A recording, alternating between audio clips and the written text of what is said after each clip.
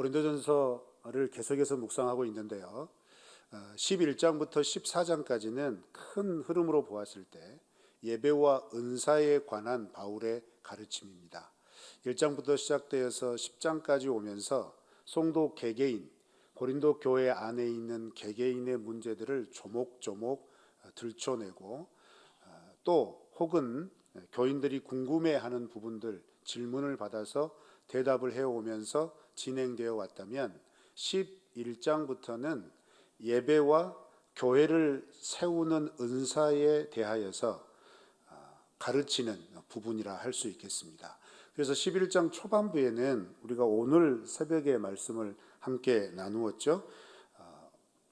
남자들의 머리, 교회 예배 드릴 때 머리에 수건을 쓰는 문제, 반대로 여자들이 교회에서 예배 드릴 때 수건을 벗는 이런 것에 대하여서 이것이 왜 하나님의 교회에서 부적절한지에 대해서 살펴보았습니다.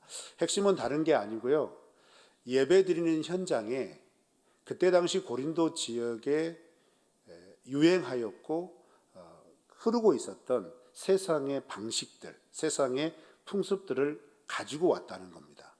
하나님께 예배를 드리는 그 시간에 고린도 지역 그 삶의 현장에서 일부 지식인층이나 혹은 부유층에서 일어나고 있었던 세상의 운동들을 끄집어 온 거예요.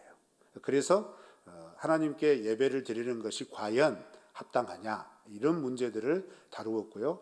방금 우리가 읽었던 본문은 이제 만찬에 관한 겁니다. 주의 만찬에 관한 것인데 11장을 시작하면서 2절을 보시면 우리 2절 다 같이 한번 읽어보실까요? 시작.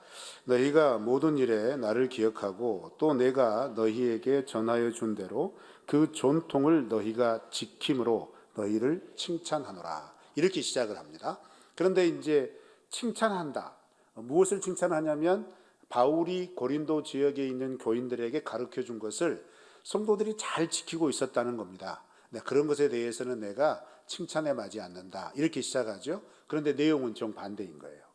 그 말은 무슨 말이냐면 칭찬한다라고 했지만 정작 가르쳐준 많은 것들을 제대로 지키고 있는 가운데서 정말 중요한 거, 사실 뭐 경중을 따지자면 무엇이 더 무겁고 무엇이 더 가볍다라고 할 수는 없겠지만 그래도 교회라면, 교회 공동체로 모인다면 이거 정말 중요한데 라고 하는 것들에 대하여서 바울이 이건 좀 생각해 봐야 돼 라고 문제를 제기하고 가르치기 전에 다른 여타의 것들 잘 지키고 있다, 정말 고맙다, 이렇게 칭찬을 하고 시작하는 거예요.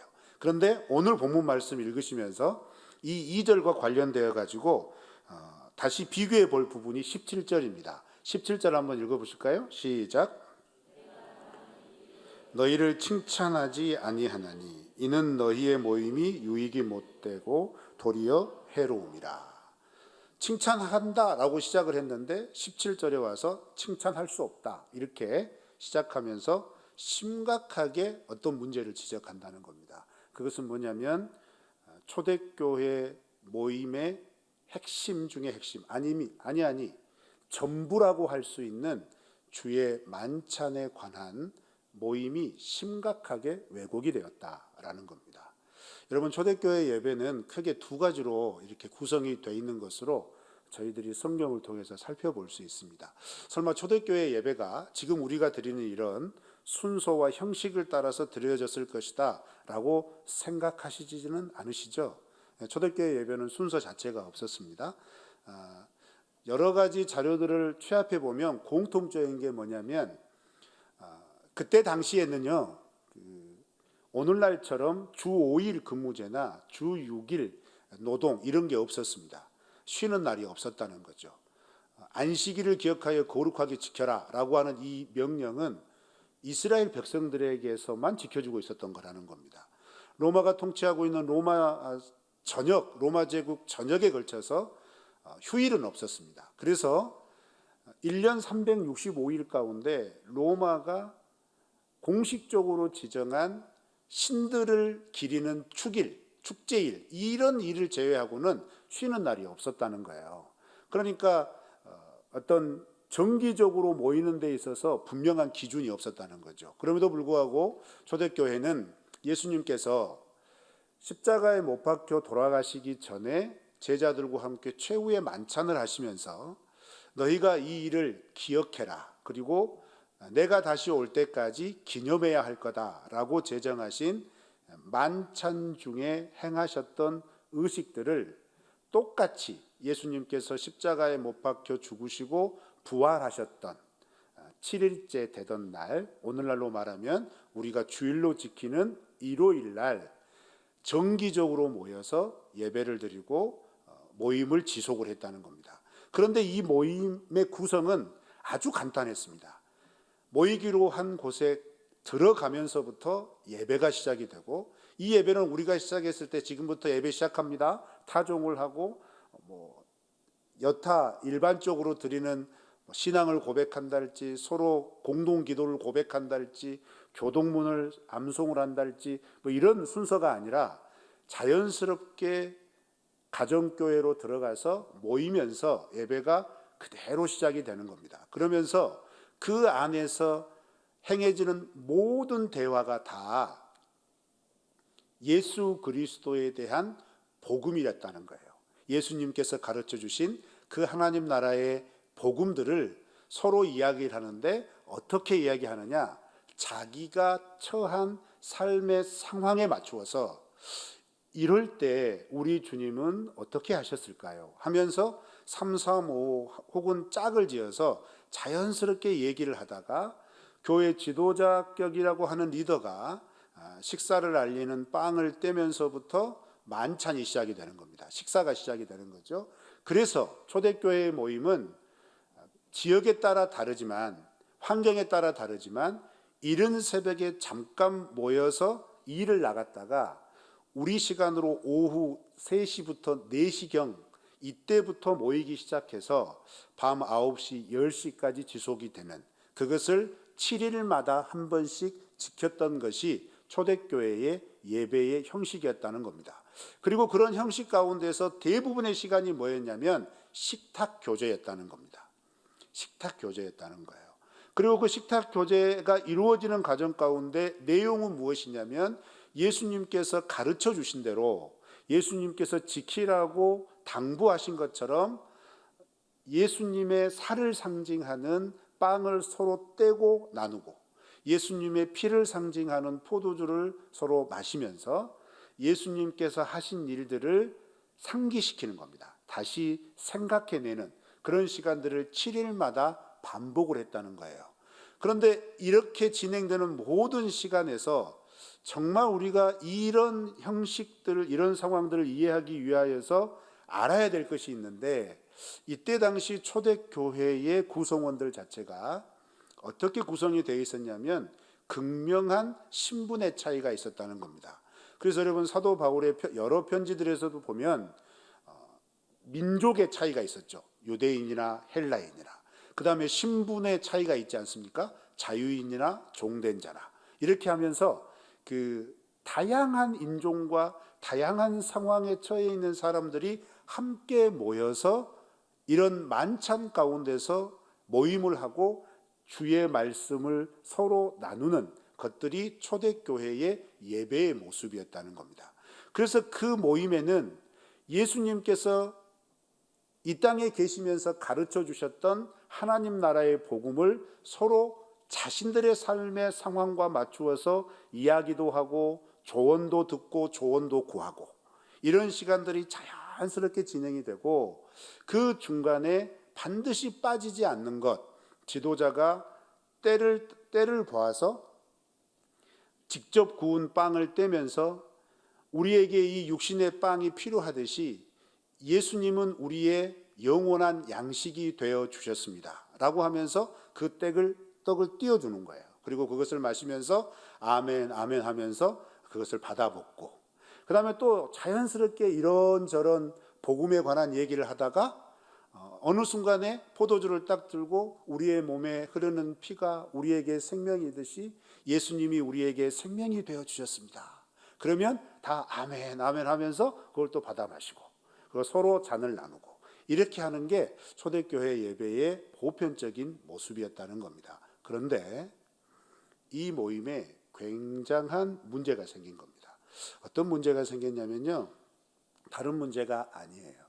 3시부터 4시경에 시작되어지는 만찬을 7일마다 한 번씩 준비하는 것은 자연스럽게 막노동, 힘든 일을 하지 않는 부유층 성도들이 준비하게 되었습니다. 시간이 흐르면서요. 왜냐하면 노예로서 그리스도인이 된 사람이나 하층민, 평민으로 그리스도인이 된 사람들은 쉴 틈이 없어요. 특별히 그 지중해 지역의 생활 패턴을 보자면 한낮에 뜨거워지기 전에 이른 새벽에 일어나서 해가 강렬해지기 전까지 쉼없이 일을 하죠. 그리고 뜨거운 시간이 지나서 해가 좀 어느 정도 위력이 지나고 나서 또 일을 하는 거예요. 해지기 전에 간단히 마무리하고 하루를 정리하는 패턴이었기 때문에 이런 하층민들에게는 쉼이라고 하는 자체가 없었다는 겁니다. 그래서 주의 만찬, 교회에 와서 함께 만찬을 나누기 위하여서 음식을 준비할 수 있는 시간적인 여건도 되지 않고 삶의 형편도 되지 않는 거예요. 그러다 보니까 자연스럽게 있는 사람들, 부유한 사람들, 엘리트 계층들이 이 음식을 준비해서 3시경, 4시경에 모여가지고 이 만찬을 세팅을 하고 다른 계층의 성도들을 기다리는 이런 패턴들이 이어졌는데, 문제는 어느 시점부터 이렇게 만찬을 준비한 부유층이 일을 끝내지 못하고 아직 참여하지 못한 다른 성도들을 기다리지 않고 먼저 먹어버린 거예요, 음식을. 그리고 먼저 포도주를 마셔버린 겁니다. 그러니까 이 일이 어떤 결과로 이어지게 되냐면, 자기들은 준비해온 음식을 마음껏 먹고 배부른 상태에 있는데 하루 종일 고되게 일하다가 이제 너무너무 배고픈 상태로 만찬에 참여하기 위해서 주의 모임을 함께 동참하기 위해서 그 교회 공동체로 왔는데, 부자들은 이미 다 먹을 것을 배부르게 먹고 부른 배를 쓰다듬으면서 그리고 포도주에 거나하게 취해가지고 자기들끼리만 희희낙낙하고 있는 거예요. 그래서 자기들이 만찬에 참여하려고 보니까 남은 음식도 없는 거죠. 이런 자괴감, 이런 수치가 고린도 교회에 있었다는 겁니다. 지금 바울이 이 부분을 정확하게 꼬집으면서 나는 이런 것에 대해서 너희를 절대 칭찬할 수 없다, 이렇게 얘기한 겁니다.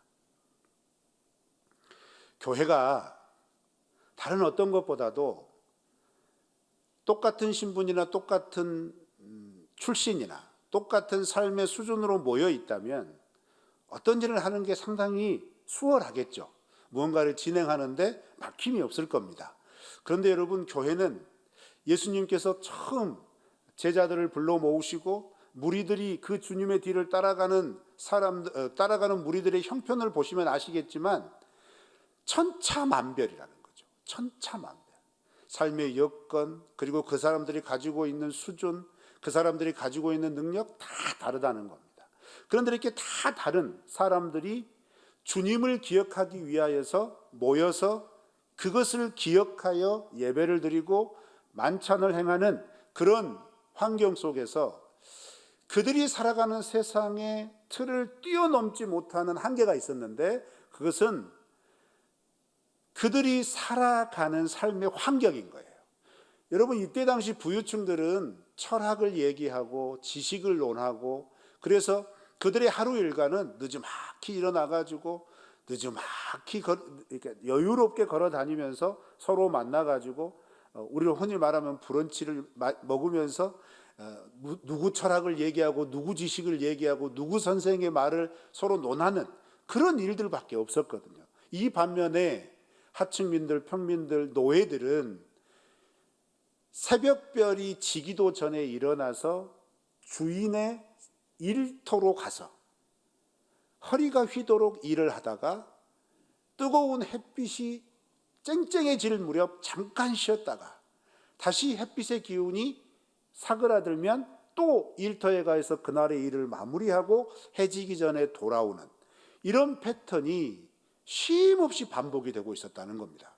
이런 상황에서 교회로 모여서 교회의 정체성인 예수님을 기억하고 기념하기 위해 만찬을 나누고 그 가운데서 주님께서 가르쳐 주신 말씀을 나눈다는 건 그리 쉬운 문제가 아니었다는 겁니다. 그럼에도 불구하고 초대교회는 이런 난관들을 너무나 쉽게 예수 그리스도의 사랑을 본받아 함께 모이고 함께 나누는 것들에 대하여서 당연하게 받아들이고 있었다는 거죠.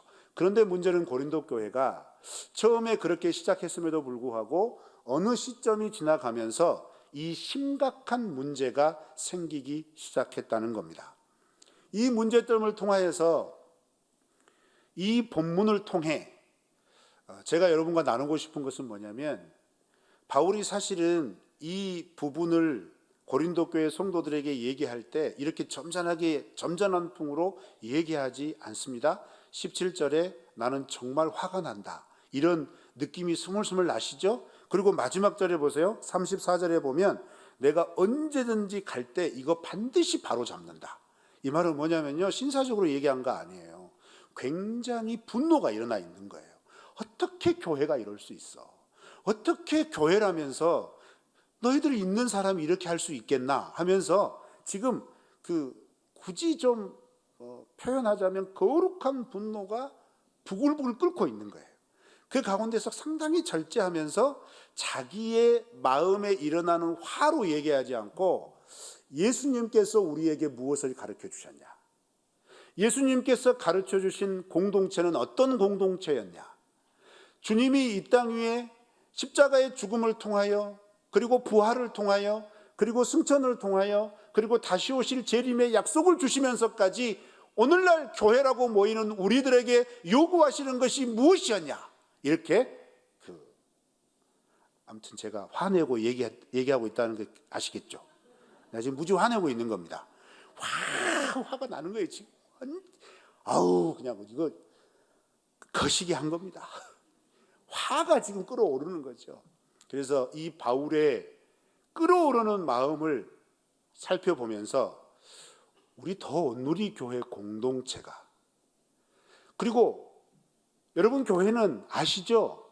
이 교회당이 교회가 아닙니다. 우리 각자가 다 교회잖아요. 우리 안에 다 성령 하나님이 와 계시잖아요. 우리가 어느 곳에 있든지 우리는 내 이름 김종홍이 아니라 40대 연령이 아니라 야, 그 사람 외모는 어때? 외모가 아니라 그 사람 능력 정말 이런 능력이 아니라 내 안에 성령님이 모시어 있다면 교회로 부름을 받아야 되는 거예요. 교회로 불림을 받아야 되는 줄로 믿습니다. 그런 교회가 이 땅에서 어떤 영향력을 끼쳐야 할 거냐, 어떤 교회가 돼야 될 거냐, 거기에 대해서 가르침을 받는 시간이 되기를 주님의 이름으로 축원합니다.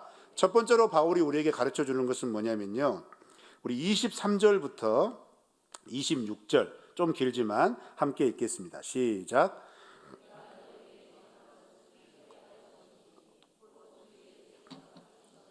떡을 가지사 축차하시고 떼어 이르시되 이것은 너희를 위하는 내 몸이니 이것을 행하여 나를 기념하라 하시고, 식후에 또한 그와 같이 잔을 가지시고 이르시되 이 잔은 내 피로 세운 새 언약이니 이것을 행하여 마실 때마다 나를 기념하라 하셨으니 너희가 이 떡을 먹으며 이 잔을 마실 때마다 주의 죽으심을 그가 오실 때까지 전하는 것이니라. 아멘. 여기서 특별히 24절 25절 말씀을 보시면 주께서 가르쳐 주신 이 만찬의 의미를 설명하면서 이것을 행하여 나를 기념하라, 그리고 이것을 행하여 마실 때마다 나를 기념하라 하셨다, 이렇게 얘기하죠. 여러분, 교회는 어떤 곳이어야 되냐면 주님을 기념하는 공동체여야 함을 믿습니다. 주님을 기념하는 공동체가 되어야 한다는 거예요.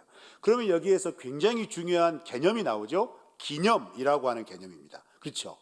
기념. 기념, 그러면 우리가 흔히 이해할 수 있는 이해가 있으실 겁니다. 다른 말로, 비슷한 말로 하자면 기억하는, 이렇게 표현할 수도 있겠지만 원문의 의미는 굉장히 중요한 그 행동을 포함을 해요. 그것은 뭐냐면 생각나게 하는 것이나 물건이라는 겁니다. 그래서 여러분, 주님을 생각나게 하는 것으로 주님께서 직접 제정하신 게 뭐냐면 먹고 마시는 행동이었어요. 무엇을 먹고 마시는 행동이었느냐? 빵과 포도주였다는 겁니다. 더 중요한 사실은 이 음식이 특별한 음식이 아니라는 겁니다. 1년에 한 번 정말 특별하게 온 정성을 다하여 마련하는 음식이 아니라 매일 일상적으로 그냥 우리가 마치 한국 사람이 매 끼마다 김치찌개를 먹는 것처럼, 아닌가? 그런 거죠. 그런 거라는 겁니다. 빵과 포도주. 죄송합니다. 식생활이 노출이 됐네요. 아주 일상적으로 접하고 먹는 거예요. 그걸 먹을 때마다 기억하라는 겁니다. 여러분, 근데 이건 또 굉장히 중요한 원리가 있어요. 무슨 원리냐면 하나님께서 아담과 하와를 창조하시고 하나님과 아담과의 관계를 설정하시면서, 야, 나는 너의 창조주고 넌 나의 피조물인데 내가 너에게 이 세상을 통치할 수 있는 것을 다 맡겨주겠어, 이렇게 말씀하셨잖아요. 그러면서 근데 너 피조물이야, 너 내가 만들었어, 요걸 기억하게 하기 위하여 하나님께서 정하신 딱 한 가지, 그게 뭐였죠? 선악과였죠. 선악과가 먹는 거였습니다. 근데 여러분, 혹시 성경을 자세히 읽어보시면 발견하실 수 있었을 텐데 이 선악과의 위치가 어디에 있는지 아십니까? 에덴 동산의 중앙에 있죠. 그런데 어떤 나무와 같이 있는지 혹시 아십니까? 어떻게 잘 아세요? 대단하십니다. 생명나무 열매와 같이 있습니다. 여러분 잘 들으세요. 생명나무 열매를 먹으면서 생명이 지속이 되는 겁니다. 그럼 무슨 말이냐면 이렇게 생각하세요. 매일 생명나무 열매를 따먹으러 갈 때 그 옆에 뭐가 있다는 겁니까? 선악과가 있다는 거예요. 일상에서 하나님을 기억하도록 하나님이 가장 잘 보이는 곳에, 가장 접하기 쉬운 곳에 마련해 놓으신 장치라는 거죠. 성찬도 마찬가지입니다. 내 몸을 기억해라 하면서 평소에 들어보지 못한 어떤 음식을 딱 놓고, 야, 요거 생각할 때마다 나를 생각해야 돼 하면서 뭔가를 딱 놔뒀어요. 그럼 매일 이것이 기억이 될 수 있을까요? 기억할 수 없죠. 그런데 아주 평범한 빵 조각, 그거 떼어주면서, 야, 너희들 이 빵 먹지 않으면 배고파 죽겠지? 마찬가지야. 너희들이 나를 먹지 않으면 영원한 생명에 들어올 수 없어. 이 말은 무슨 말이죠? 매일 먹어야 한다는 거죠. 그래서 요한복음은 매일 먹어야 할 예수님에 대해서 뭐라고 비유를 합니까? 말씀이라고 비유하잖아요. 태초에 말씀이 계시니라. 그래서 그 말씀을 우리가 자꾸 먹으라고 그러잖아요. 매일 먹으라고 그러잖아요. 그렇지 않습니까? 포도주도 마찬가지입니다. 여러분, 포도주 그러면 우리에게는 특별해요. 특별히 저와 같은 목사에게는 특별합니다. 특별히 이거 맛있는 포도주예요 라고 하면서 딱 놔뒀을 때 다른 사람들은 전혀 고민하지 않지만 저 같은 목사들은 딱 놓아지는 그걸 보면서 이거 마셔야 돼, 말아야 돼? 이거 마셔야 될까, 말아야 될까? 매우 특별한 음료가 포도주죠. 그러나 여러분, 중동지역에서 포도주는 아시죠? 음료입니다. 음료.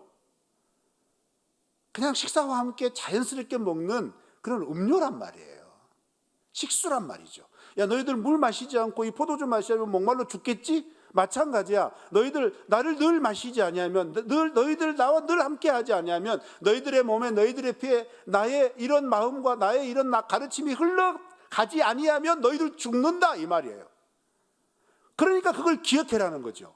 그래서 여러분, 초대교회는 오늘날처럼 성찬을 1년에 2번 하지 않습니다.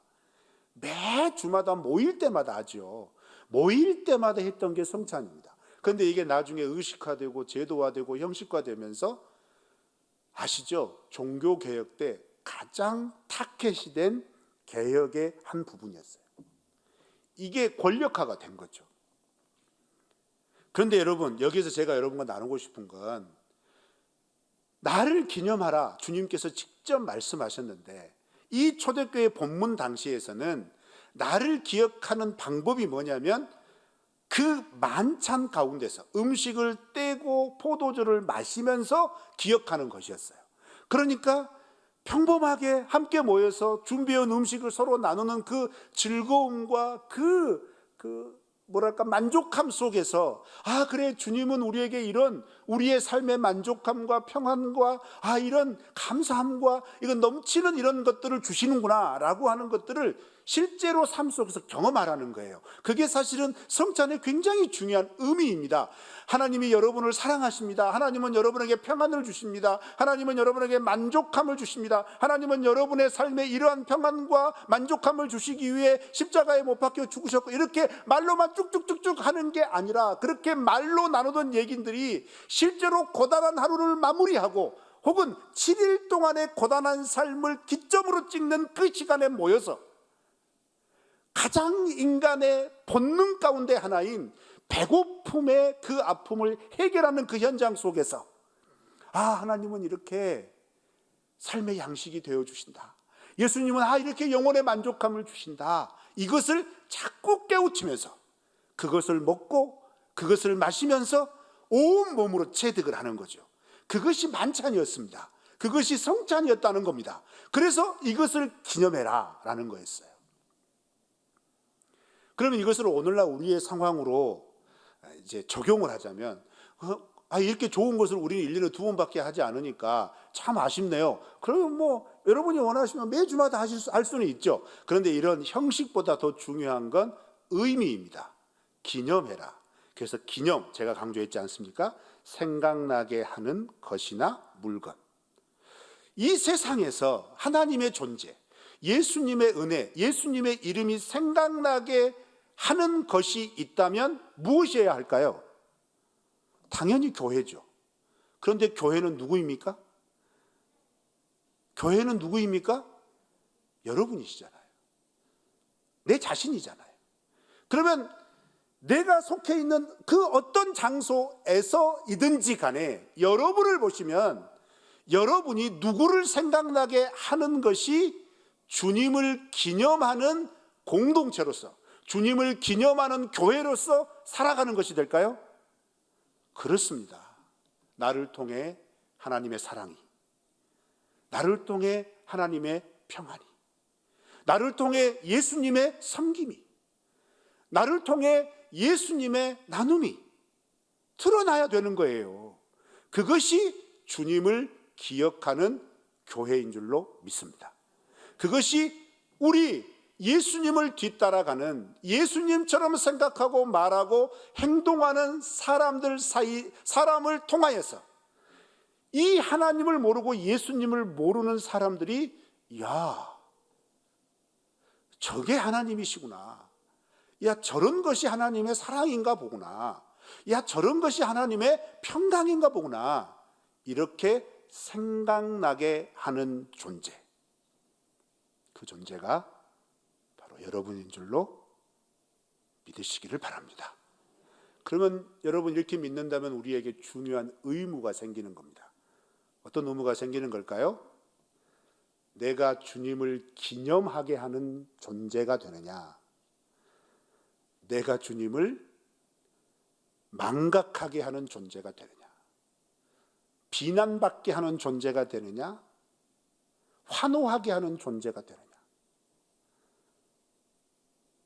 우리의 교회들이, 우리 자신들이 하나님이 맡겨주신 이 땅에서의 삶을 살아가면서 적어도 나를 통해 하나님의 이름이 거룩히 느껴지도록 살아가는 주님을 기념하는 교회가 되시기를 축원합니다.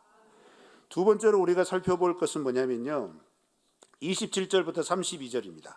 우리 다 같이 27절부터 32절까지 한번 27절부터 29절까지만 읽겠습니다. 시작.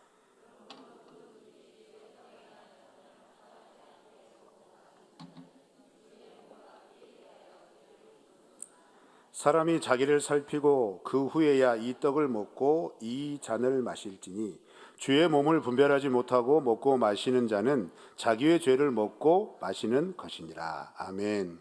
사실 이 구절 말씀만 읽으면 1년에 2차례 있는 성찬식에 괜히 찔릴 때가 한 번씩 있으시잖아요. 너무 경건하셔서 아주 잘 사시니까 그러지 않으시지만 저는 그런 적 굉장히 많았습니다. 딱 배병하기 전에, 배잔하기 전에 사람이 자기를 살피고 그 후에야 이 떡을 먹고 이 잔을 마실지니 주의 몸을 분별하지 못하고 먹고 마시는 자는 자기의 죄를 먹고 마시는 것이니라 하며 마음에 부담이 팍 돼가지고 내가 이 떡을 받아야 돼 말아야 돼, 내가 이 잔을 들고 마셔야 돼 말아야 돼 라고 하는 고민이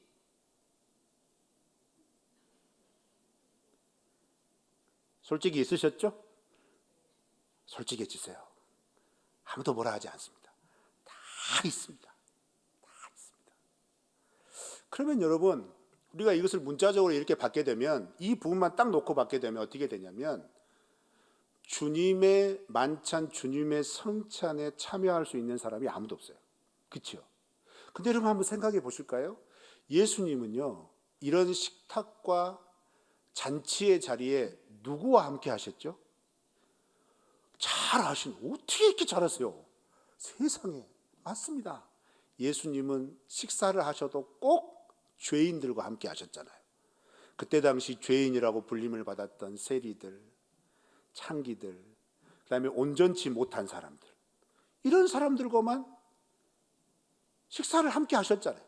그러니까 그 모습을 보고 바리새인들이 뭐라고 합니까? 야, 너희 선생은 왜 꼭 그렇게 죄인들하고 함께 식사를 하느냐, 부정해지지 않냐, 이렇게 하면서 늘 핀잔을 들으셔야 했어요.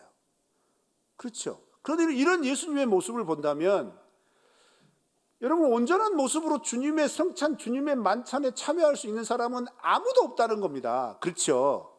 그래서 이 말씀은 어떻게 받아들이셔야 되냐면, 이해하셔야 되냐면, 오늘 본문 말씀 전체를 보고 이해를 하셔야 돼요. 이것은 평소에 짓는 나의 죄, 나의 죄성이 나의 삶을 장악해서 아무리 하나님 앞에 거룩하고 이 죄에 대하여 싸우고 그렇게 부단하게 노력하고 했지만 어쩔 수 없이 죄에 넘어질 수밖에 없는 우리의 죄를 질책하고, 야, 너 그렇게 죄 지으면 주님의 성찬에 참여할 수 없어? 야, 너 그러면 이거 마실 수 없어? 이런 말이 아니라는 거예요. 이 말은 부유한 사람들이 가난한 사람들을 기다리지 못하고 자기들끼리 먼저 모여서, 아니 기다리지 못하고가 아니라 기다리지 않고 자기들이 먼저 모여서 자기들이 준비한 음식 다 배불리 먹고 마셔버리고 술에 취해가지고 과다하게 비몽사몽간에 널브러져 있는데 하루 종일 노동하고 하루 종일 허리 펴지 못하고 땀 흘린 그들이 돌아왔을 때 자기들이 먹을 수 있는 빵 한 조각 남겨두지 않는 그 모습을 보면서 너희들이 정말 한 지체냐라고 하는 질책인 거예요. 너희들이 정말 이렇게 할 수밖에 없더냐라는 거죠. 그 모습을 가지고, 야, 너희들이 성찬에 참여할 때마다 내 이름으로 떡을 떼고 내 이름으로 잔을 마시는데 세상에 그런 자기를 살피지도 않고, 여기서 자기를 살피지 않는다는 말 무슨 말일까요? 자기는 육체노동하지 않으니까, 얼마든지 시간 낼 수 있으니까 음식 가져와가지고 그런 사람끼리 모여가지고 끼리끼리 먹고 자기들끼리 즐겁고 자기들끼리 자기들이 하고 싶은 말들 하고, 그렇게 하는 것이 주님의 성찬, 주님의 만찬, 주님께서 너희들이 떡을 떼고 포도주를 마시면서 나의 이 죽음을 기억하고 나의 이 부활을 기억하고 나의 다시 오실 것을 소망해라 라고 하는 그 주님이 제정하신 정신에 맞는다고 생각하느냐, 요 얘기가 된다는 거예요. 적어도 예수님을 믿고 예수님과 하나 된 한 지체인 공동체 된 교회가 지체의 어려움을 헤아리지 못하고 지금 내가 누릴 수 있는 것 최대치로 누리면서 한 공동체 된 지체들의 아픔조차 돌아보지 못하고 살피지 못하는 그런 안목을 가지고 만찬을 행한다고 와 있다는 것이 과연 주님이 받으시는 만찬이 되겠냐 이 말이죠. 과연 주님이 기뻐하시겠느냐 이 말입니다. 그래서 여러분, 우리 교회가, 특별히 내 자신이 추구해야 할 공동체는 어떤 공동체냐면 두 번째로 나를 살피는 공동체. 이것은 다른 게 아니라 여러분 우리에게는 정말 중요한 원리가 있는데요. 예수님께서는 이 만찬을 통하여서 무엇을 기억하고 생각나게 하여야 할 것이냐고 분명히 목적을 말씀하셨냐면 이런 목적을 말씀하셨습니다. 십자가로 인하여, 즉 예수님의 죽으심을 인하여 인간과 하나님이 화목하여 하나가 되었다. 하나됨의 가치를 굉장히 중요하게 기억하라고 말씀하셨어요. 어느 누구도 죄가 있으면 하나님과 하나 될 수 없어요. 하나님께 나아갈 수 없지요. 그런데 예수님께서 온몸을 찢으시고 그 피를 다 흘리셔서 하나님과 인간을 이어주셨다는 거예요. 하나 되게 엮어주셨다는 거죠. 그리고 이 하나님의 놀라우신 하나 되게 하신 은혜를 이루신 화목제 되신 예수님을 기억해라 라고 하는 의미가 예수님께서 지정하신 성찬에 깃들어져 있다는 거죠. 그런데 여러분 여기에서 자기를 살펴라 라고 하는 이 바울의 가르침은 무엇을 얘기하냐면 너 너만 생각하지 않냐 이거예요. 너 네 입장만 고소하지 않냐. 너 네 주장만 계속해서 들어달라 하지 않냐. 그러지 말고 너의 주장, 너의 입장, 너의 상황뿐만 아니라 한 공동체된 그 지체의 상황을 살펴봐라.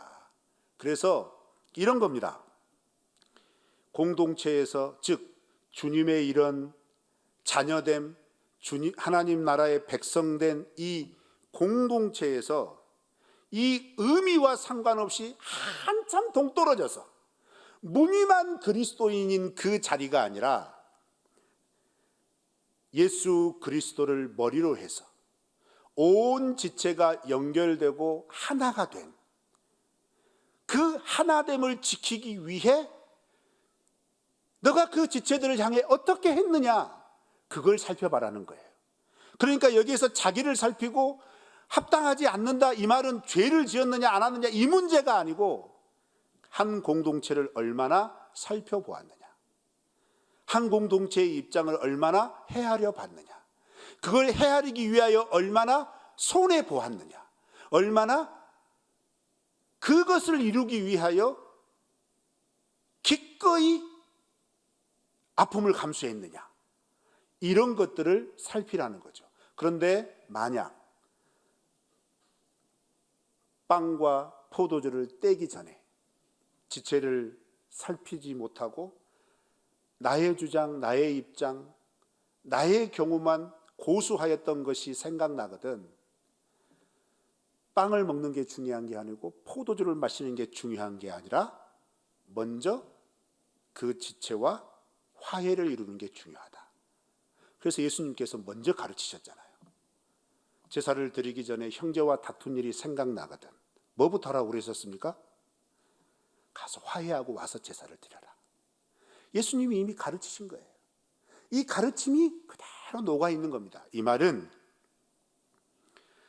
하나님께서 예수 그리스도를 통하여 하나님과 하나된 공동체를 파괴하는 말, 파괴하는 행동, 그것을 버젓이 자기의 입장, 자기의 경험, 자기의 연륜, 자기의 주장이라 하며 관철하는 것에 대해서 자기는 스스로 만족하고 자기는 스스로 그것을 즐기면서 대다수의 지체는 그것 때문에 수치스러움을 느끼고 그것 때문에 마음에 깊은 상처를 느끼는 것을 알지 못하는 그 사람은 주의 만찬에 참여해서는 안 된다는 겁니다.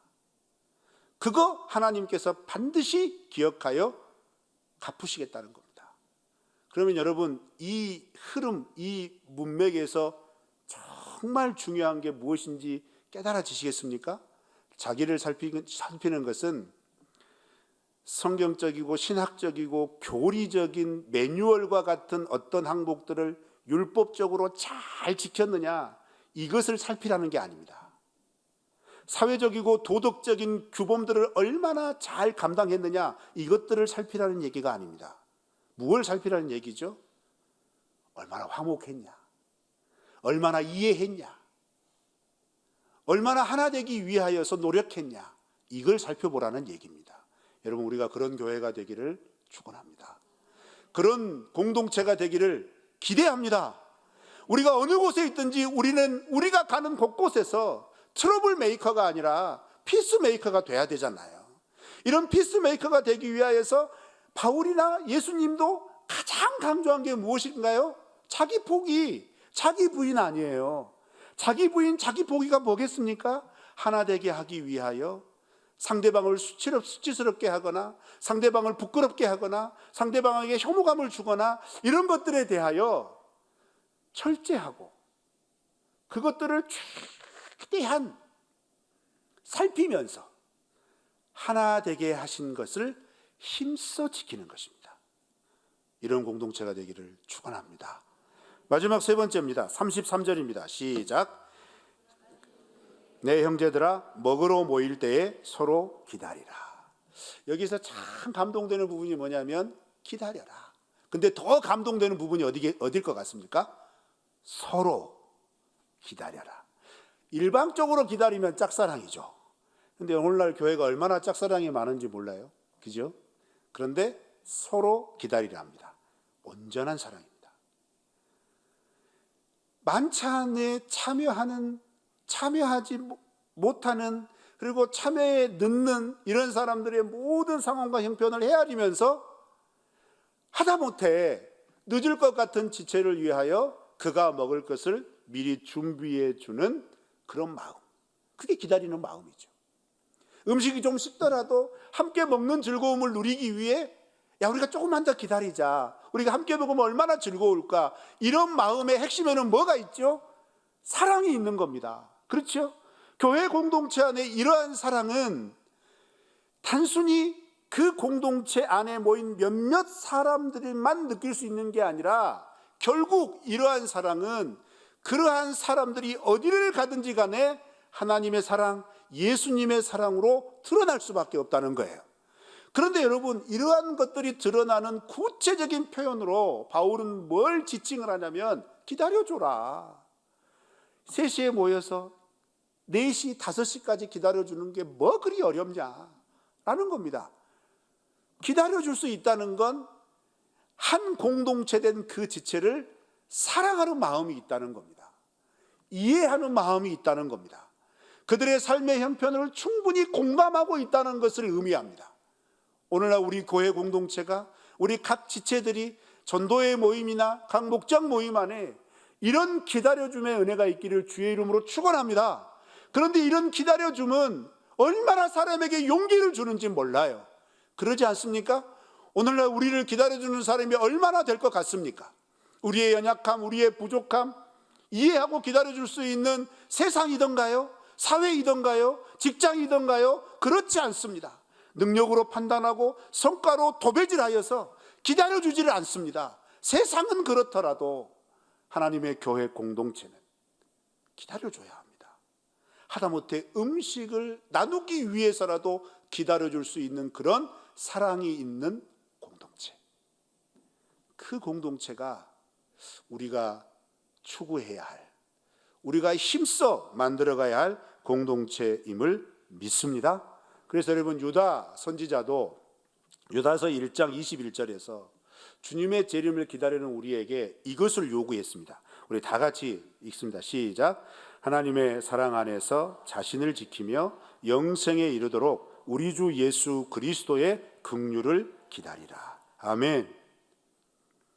우리가 주님의 재림을 기다리면서 주님이 우리의 삶 가운데 주님의 사랑을 고대하듯이 우리 공동체 안에 지체를 향하여 그들의 삶의 형편을 충분히 이해하고 기다려줄 수 있는 사람, 주님께서 제자들에게 가르쳐 주신 기도에도 이 원리가 숨어 있죠.